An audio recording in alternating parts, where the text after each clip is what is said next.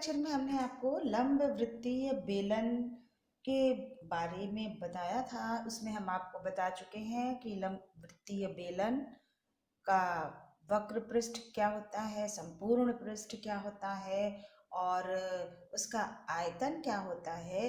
इन सब चीज़ों से संबंधित हमने आपको सूत्र, वो सूत्र कैसे निकलता है और उनका क्या तात्पर्य होता है, वो सारी चीज़ें हमने पिछले 2 लेक्चर में आपको बताई। आज हम एक्सरसाइज 18D को हल कर रहे हैं। तो चलिए अब उसी पर हम चलते हैं। आप लोग बेटा बहुत धीरे धीरे देख रहे हो। जिस दिन लेक्चर जाया करो एटलीस्ट सारे बच्चे तो देख लिया करो।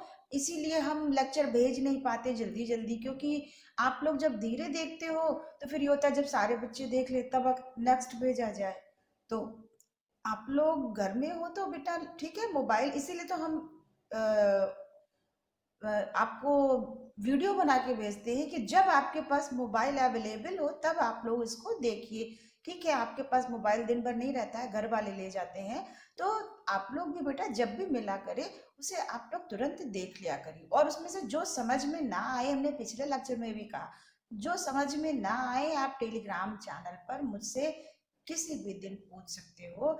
डाउट के लिए कोई निश्चित दिन नहीं है, आप किसी भी दिन टेलीग्राम चैनल पर लेकिन पूछिएगा बेटा, उस पर आप हमसे पूछ सकते हैं। ठीक है, तो चलिए आज हम एक्सरसाइज 11D का पहला सवाल हम आपको बता चुके थे।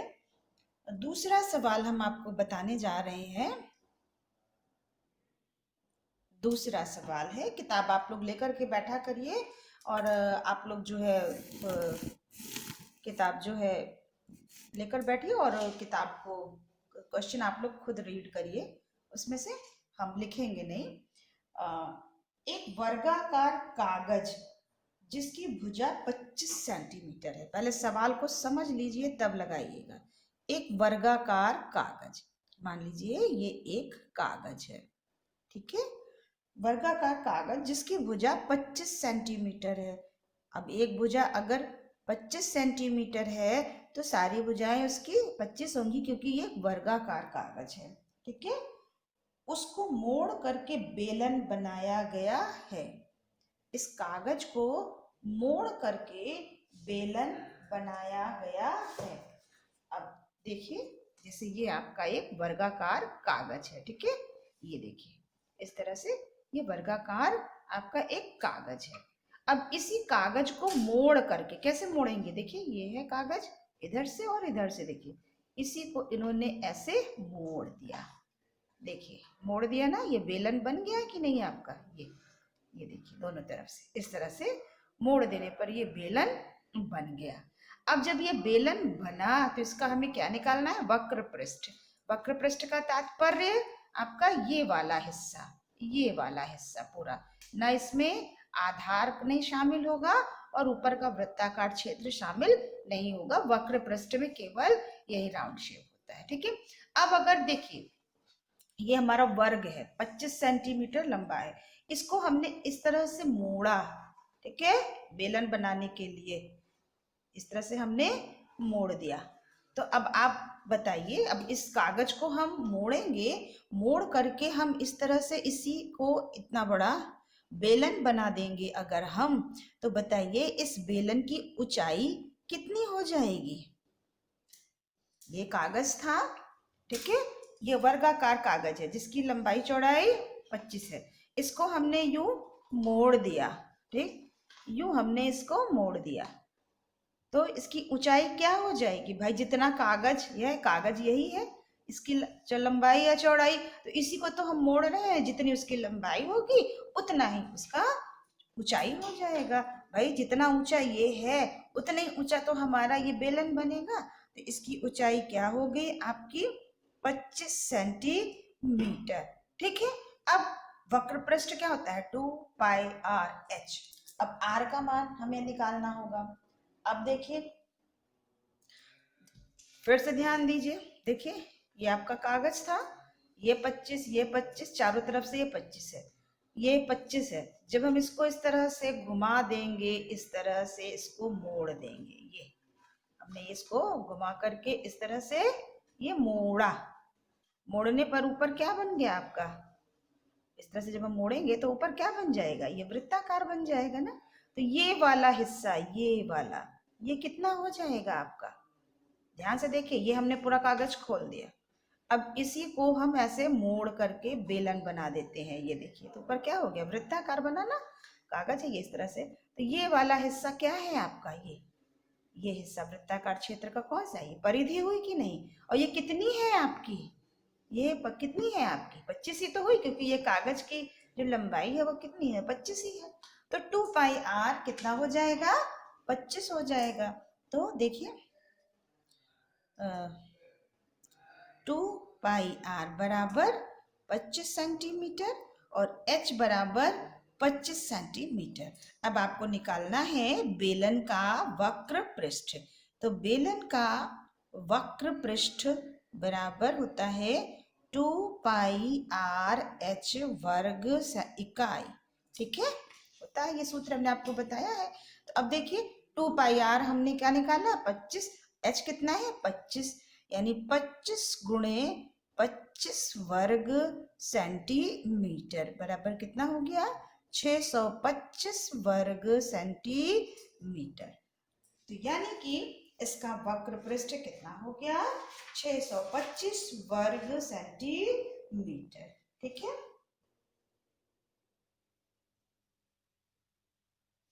तीसरा सवाल आप लोग खुद लगा लीजिएगा, हम एक बस थोड़ा सा आपको हिंट दे दे रहे हैं। तीसरा सवाल है, एक लंब वृत्तीय बेलनाकार ड्रम का व्यास 55 सेंटीमीटर है। चित्र बना करके हम आपको समझा दे रहे हैं और लगाइएगा आप।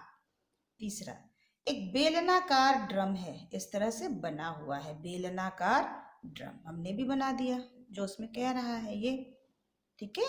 और कह रहा है इस ड्रम का व्यास 55 सेंटीमीटर।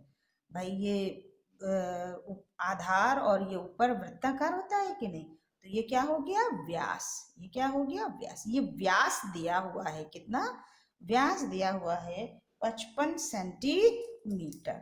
तो त्रिज्या क्या हो जाएगी, क्योंकि हमें त्रिज्या की जरूरत पड़ेगी, तो त्रिज्या व्यास की आधी होती है, यानी 55/2 सेंटीमीटर, ठीक। और फिर कह रहे हैं इसकी लंबाई 120 सेंटीमीटर है, ये कितना है लंबाई, 120 सेंटीमीटर है। उस ड्रम में कितना लीटर पानी आएगा, उसको लीटर में बदलना है। अब देखिए इस ड्रम में कितना पानी आएगा, भाई पानी यहाँ यहाँ यहाँ यहाँ पूरा भरा जाएगा, तो ये हिस्सा क्या कहलाएगा आपका, ये पूरा जो भरेंगे, तो क्या बताया था आपको, किसी भी बर्तन में या किसी भी सामान में उतना ही सामान आता है जितना कि उसका आयतन होता है, यानी इसके लिए हमें क्या निकालना पड़ेगा, उसका आयतन। अब ये आकार क्या है मेरा, बेलनाकार है, तो बेलन, इस ड्रम का आयतन क्या हो जाएगा, बेलन का आयतन क्या होता है, πr²h, जो हमने आपको बताया है।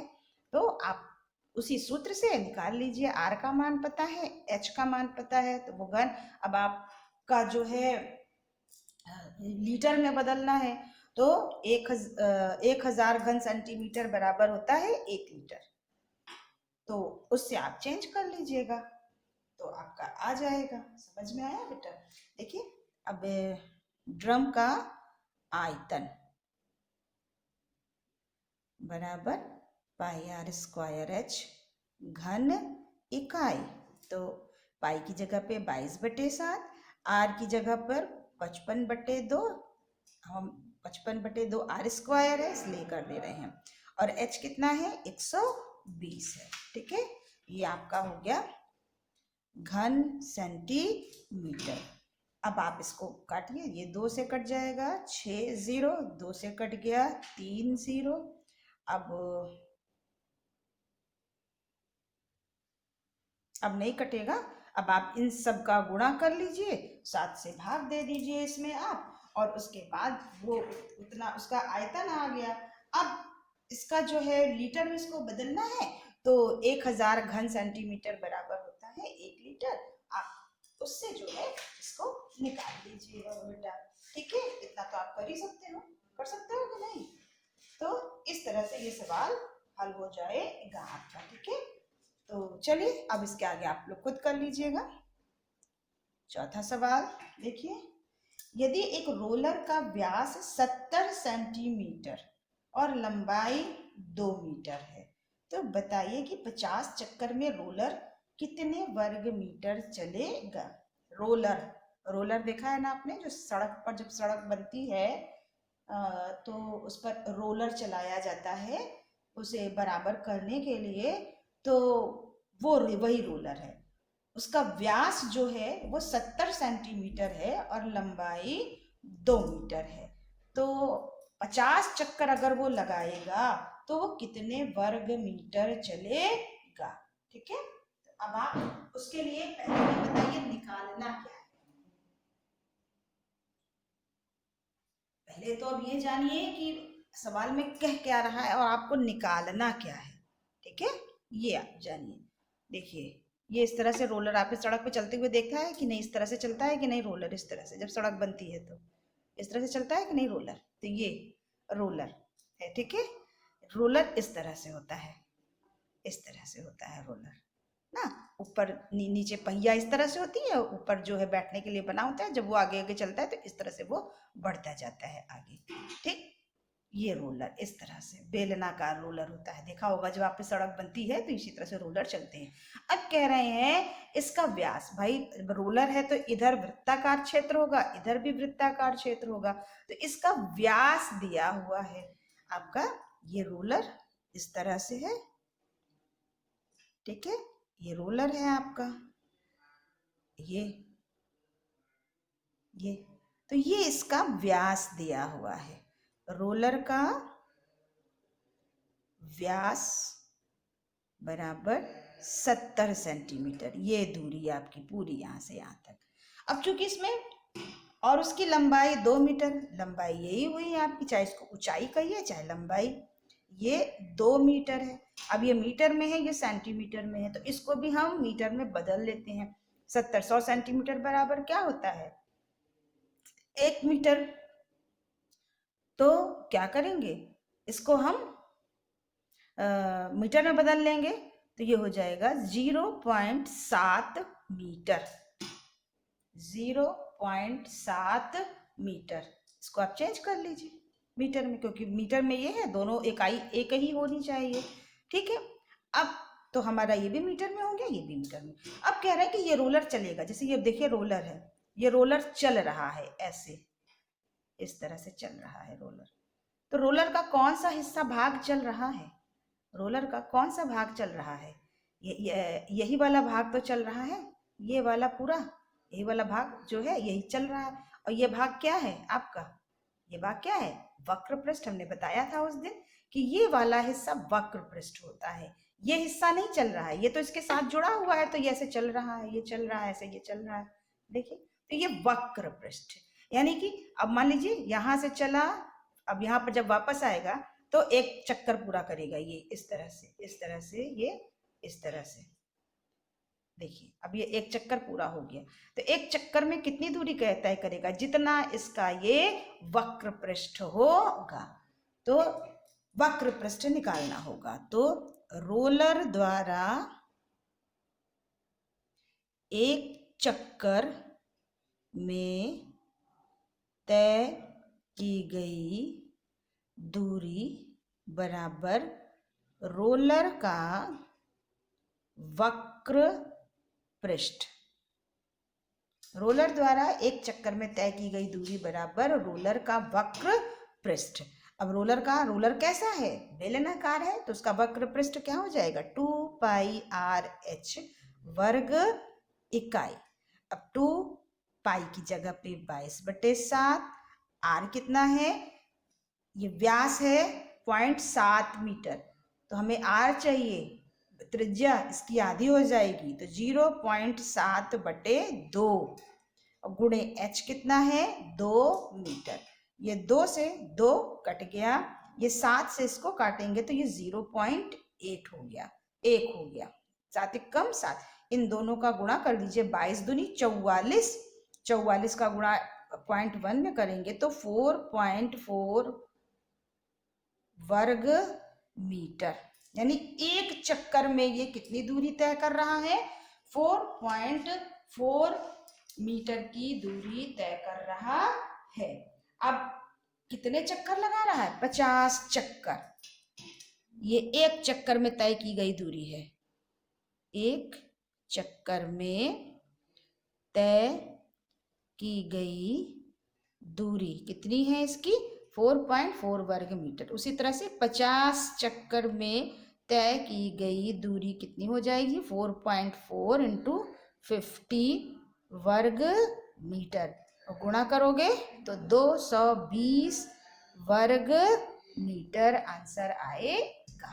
यानी कि 50 चक्कर में वो कितनी दूरी तय करेगा?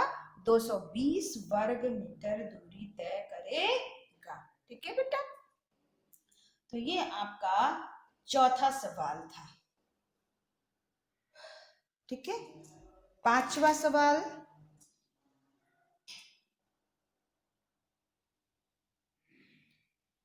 पांचवा सवाल है 3 मीटर व्यास का 14 मीटर गहरा कुआं 30 रुपया प्रति घन मीटर की दर से खोदने में कितना रुपया खर्च होगा?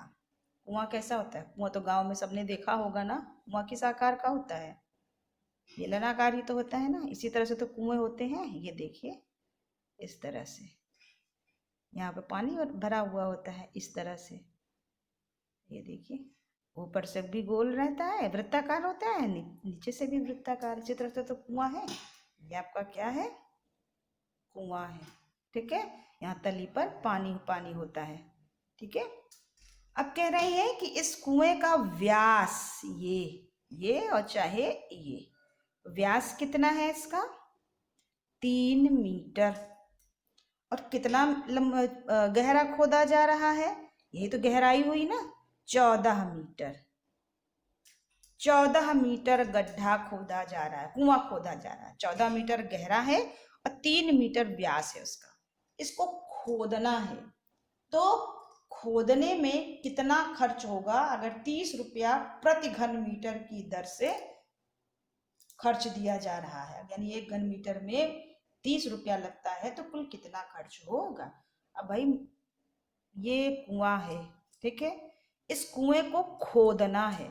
इस कुएं को खोदेंगे तो क्या निकलेगा? किसी भी जगह को हम खोदते हैं तो क्या निकलता है? मिट्टी निकलती है अंदर से, निकलती है कि नहीं?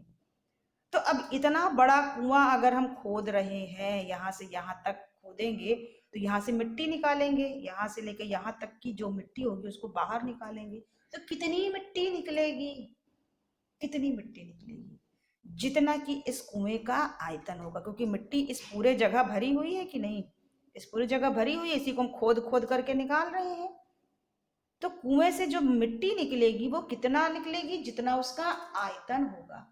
तो जितनी मिट्टी, जितना आयतन मिट्टी बाहर निकलेगी उतना उतने में ही हम गुणा कर देंगे तो आ जाएगा। तो अब चूंकि 1 घन मीटर का खर्चा 30 रुपया आ रहा है, तो घन मीटर किसकी इकाई होती है? आयतन की होती है। ऐसे भी समझा जाता है, घन मीटर की इकाई आयतन होती है। तो कुएं से निकला मिट्टी, कुएं से कितनी मिट्टी निकलेगी? जितना कि उसका आयतन होगा। तो वही वो कह रहे हैं कि ये 3 मीटर व्यास चौड़ा है और 14 मीटर गहरा कुआं है, तो इसको खोदने में कितना रुपया खर्च होगा? तो पहले तो हम ये निकाले कि इस कुएं को जब हम खोदेंगे तो कुल कितनी मिट्टी बाहर आएगी। तो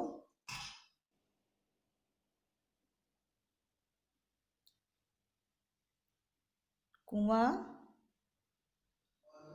खोदने पर निकली मिट्टी, जब हम कुआं खोदेंगे तो कितनी मिट्टी निकलेगी? जितना कुएं का आयतन होगा उतनी ही मिट्टी बाहर आएगी।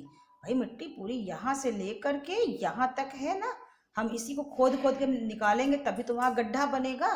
तो अब चारों तरफ ही तो मिट्टी रहती, ऐसा तो है कि नहीं कि साइड साइड में मिट्टी रहेगी, बीच खोखला रहेगा? ऐसा तो होता नहीं है ना। तो कुआं खोदने पर कितनी मिट्टी निकलेगी? जितना कुएं का आयतन होगा। कुआं किस आकार का है? बेलनाकार का है, तो बेलन का आयतन लगाएंगे। तो सॉरी यहाँ लगेगा, कुएं का आयतन बराबर पाई आर स्क्वायर एच घन इकाई। ठीक है, वह आयतन बराबर पाई आर स्क्वायर एच घन इकाई। अब एच हमारा कितना है, गहराई ये 14 मीटर है, आर त्रिज्या है, व्यास दिया हुआ है 3 मीटर, तो त्रिज्या क्या हो जाएगी, व्यास की आधी यानी 3/2। तो कुल पाई हम सूत्र में रखते हैं, बराबर पाई की जगह पे 22/7 गुणे आर स्क्वायर यानी 2 बार लिखना है, 3/2 गुणे 3/2 और एच कितना है 14। ठीक है, काट देते हैं, 7 दूनी ये घन मीटर हो गया, 7 दूनी 14, 2 से 2 ये कट गया, फिर 2 से इधर काट देंगे तो ये 11 हो गया, ये 3 तिया 9, 9 का गुणा इसमें करेंगे 99 घन मीटर, यानी उस कुएं का आयतन कितना है 99 घन मीटर, यानी कि 99 घन मीटर मट्टी निकाली गई है। तो कुल खर्च कितना होगा, 1 घन मीटर पर व्यय, 1 घन मीटर पर व्यय कितना हो रहा है 30 रुपया। तो कितना घन मीटर है 99 घन मीटर पर व्यय बराबर 30 गुणे 99 बराबर 3 9 27, 3 9 27 28 29 रुपए, 2970 रुपए आएगा, यानी कि उस कुएं को खोदने में टोटल कितना खर्च आएगा 2970 रुपया खर्च आएगा। आ गया समझ में बेटा। चलिए, तो ये आपका सवाल था। अब एक आप लोगों ने वृत्त वाले में से हमने 7वां और 8वां छोड़ा था, हमने कहा था लगाइएगा, अगर नहीं आएगा तो वो हम आपको बता देंगे। तो ये 18C का हम 7वां सवाल बता रहे हैं। सवाल है, एक प्लास्टिक की आयताकार शीट 36 गुणे 24 सेंटीमीटर है। ये प्लास्टिक की एक आयताकार शीट है, ठीक है, जिसकी लंबाई 36 सेंटीमीटर और चौड़ाई 24 सेंटीमीटर है। इसमें से 1 सेंटीमीटर व्यास के 864 वृत्ताकार बटन काटकर निकाले गए। इस शीट में से 1 सेंटीमीटर इस तरह से बटन काट करके निकाले गए हैं। पूरी शीट में से 1 सेंटीमीटर उस बटन का व्यास है, इस तरह से काट करके निकाल लिए गए हैं।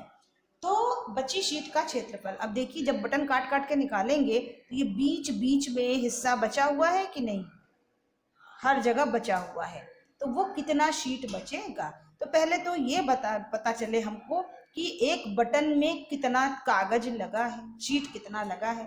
भाई इतना ही शीट लगा है, तो ये क्या है इसका क्षेत्रफल, ये क्या है इसका क्षेत्रफल, यानी एक बटन में जो शीट लगी है वो उसका क्षेत्रफल है।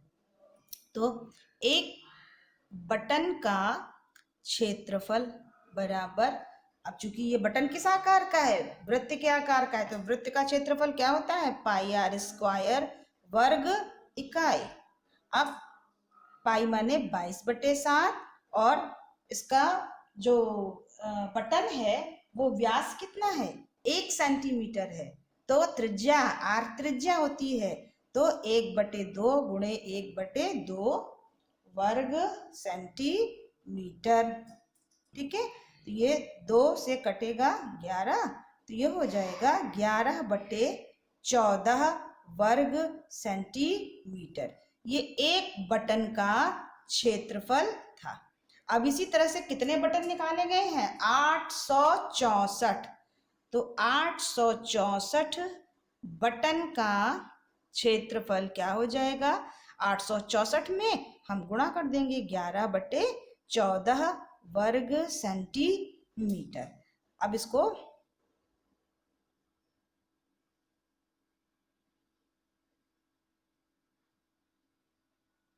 गलत तो नहीं किया है ना, 1 सेंटीमीटर व्यास पाई आर स्क्वायर,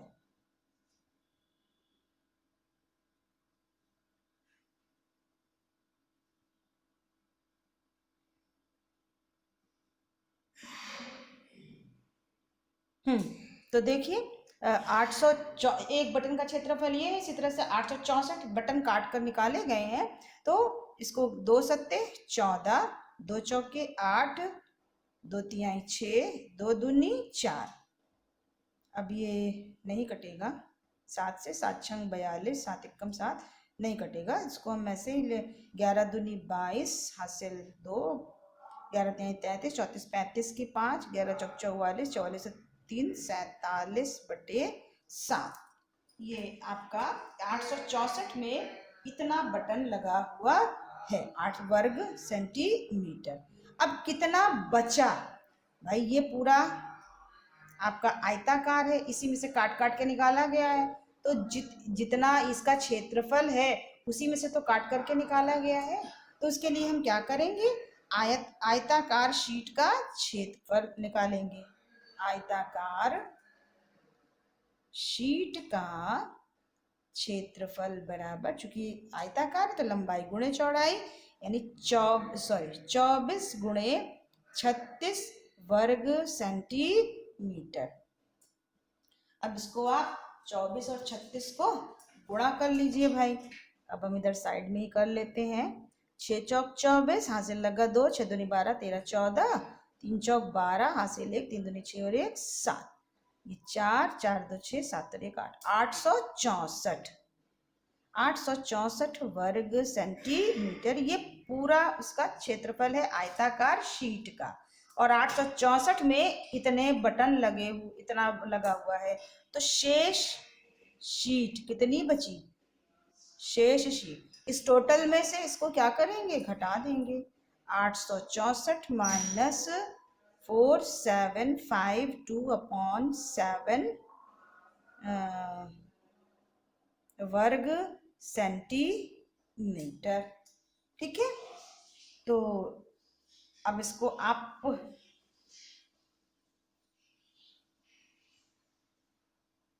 बस इस बटे 1 है, अब इसको आप गुणा करके और इसमें घटा दीजिएगा, तो जो आएगा देखिए एलसीएम कितना हो गया, 7 7 चौक 28, हासिल लगा 2, 7 छंग 13 44 की 4, हासिल लगा 4, 7 8 56 4 60 माइनस 4752 वर्ग सेंटीमीटर। अब इसमें से इसको घटा दीजिए, 8 में से 2 गया 6, और 14 में से 5 गया 9, 9 में से 7 गया 2, 5 में से 4, 1296 बटे 1/7, 1200।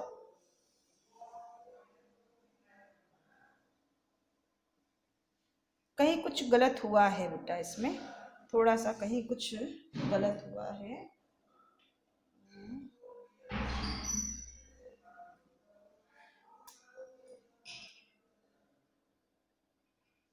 6 चौक 24, हासिल 2, 6 दूनी 12, 13 14, 3 चौक 12, 3 दूनी 6 1 7, 4 2 6 7 और 1 8, कुछ गलत हमको लग रहा है।